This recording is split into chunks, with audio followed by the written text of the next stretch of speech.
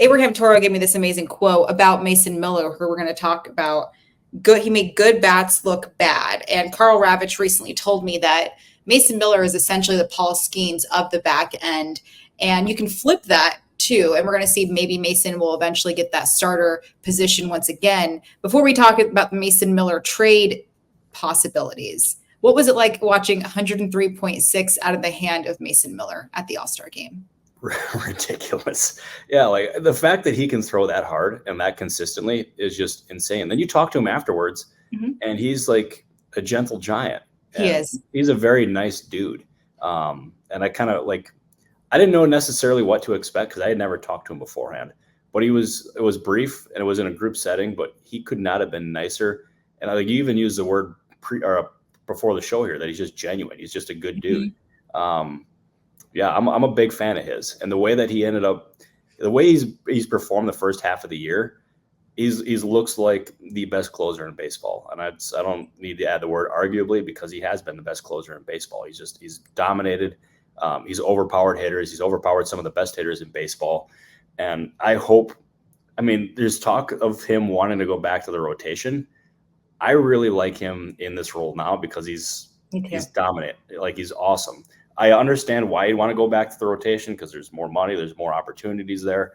But he's a dominant closer, and to me, if it ain't broke, don't fix it. So I'm hoping that he stays in the closer role because he's been awesome. And I think that could be another timing situation too. If he continues on this, we see the monetary value that like Josh Hader has, and you can start that role as well. They're not going to be out of the talks for Cy Young appreciation coming up. Obviously, it depends on what division you're in.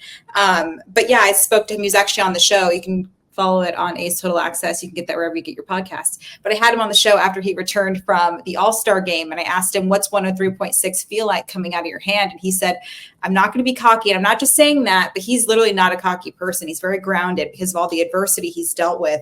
He's like, it's another day for me. It's what I know. But it was a goal for him to throw harder than Aroldis Chapman in that. I think it was one of those things, the hardest since 96, since they measured such numbers. So good for him.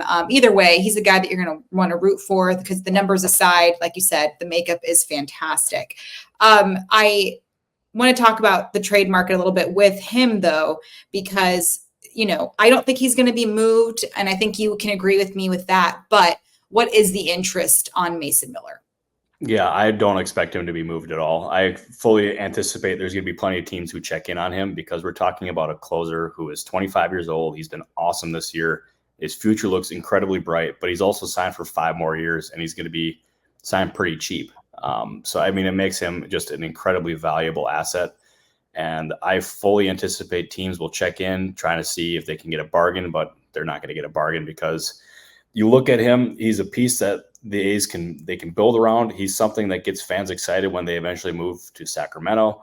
I just don't anticipate teams being willing to meet the A's asking price, which is surely going to be just astronomically high.